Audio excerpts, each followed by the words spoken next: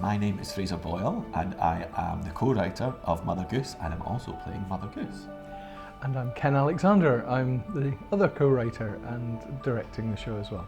Often what we do is we'll sketch out the idea in a sort of synopsis, and then we'll get started, and we'll pass it back and forward, and we sort of layer jokes through it as the more times we pass it back and forward, and then we sort of discuss sort of structural issues, don't we? Yeah, we usually start with whatever the source material is, but Mother Goose is an odd one because there isn't actually a fairy tale called Mother Goose. So it was only ever created as a panto, and it's actually the only panto, isn't it, where the dame is the title character? Yes, it is, yeah. So there isn't a story as such other than the themes in it of greed and temptation and vanity. And the only story bit that is in it, which has been interpolated into the panto version of the story, is the geese that laid the golden eggs, which is an Aesop's fable. Yeah. So as writers, it's given us a lot of free hand to kind of make our own story up, hasn't it? Yes, yeah, to go and create but what we've done is we've taken panto structure and we've sort of thought, how can we create a story within that?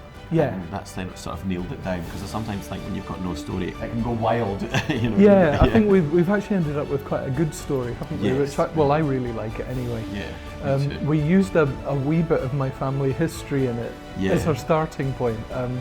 In our Mother Goose, she's a kind and generous soul who would give anybody her last, and she runs the local village shop.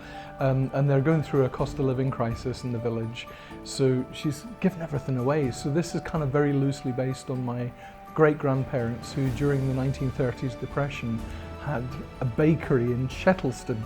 And my great-granny apparently couldn't see anybody go short, and she slide them a wee loaf of bread on the side and so forth, and they eventually went bust.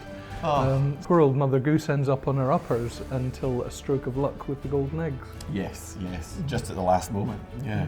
And then we have a transformation in Act 2. We do indeed. Which I'm very much looking forward to. Is it our eternal fountain of youth, is that what it's called? Yes, Yeah. do they do it in Superdrug? With the audiences that are more mixed with children and families and all ages, you can fine-tune the laughs in a different way, can't you? Yes, there's a lot of jokes that will go right over the little ones' heads that the adults can appreciate. Yeah, and then lots of slapstick humour for the kids as well. Yeah. Which sometimes the adults really like too. Yes.